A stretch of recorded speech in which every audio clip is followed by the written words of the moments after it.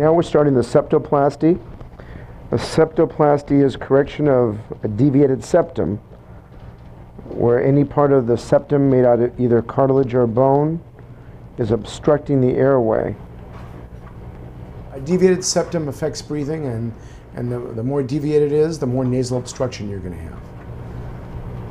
This situation, it's really obstructing her left airway. Give me the Ragnell and the scissors. The septum is the partition that divides the left and the right airway. And I'm going back to the junction where the bone meets the cartilage. Obstruction. Now we're going to have specimen. Tap, tap.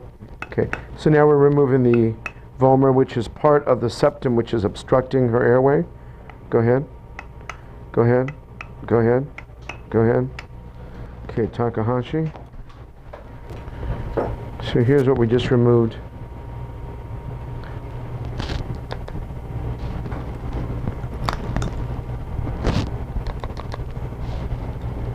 So I'm removing part of what we call the septal bone.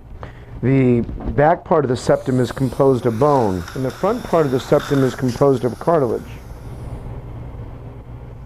With Luisa's septoplasty, this was an extremely difficult deviated septum to repair because it was really crooked. At the end of it, it was really deviated over to the right.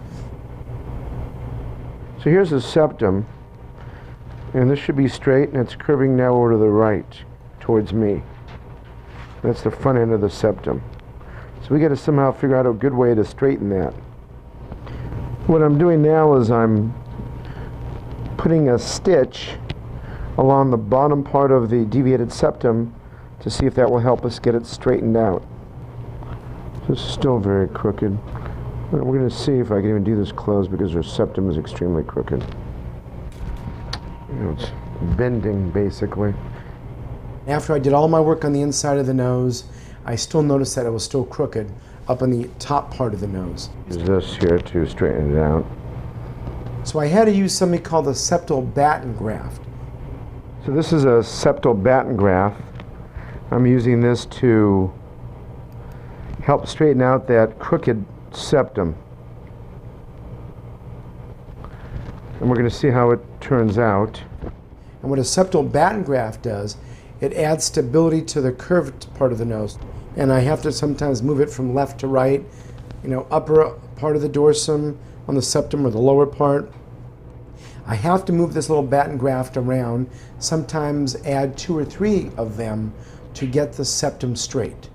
So you really want to make sure the septum is straight, because if the septum is deviated, the tip of the nose will also be deviated.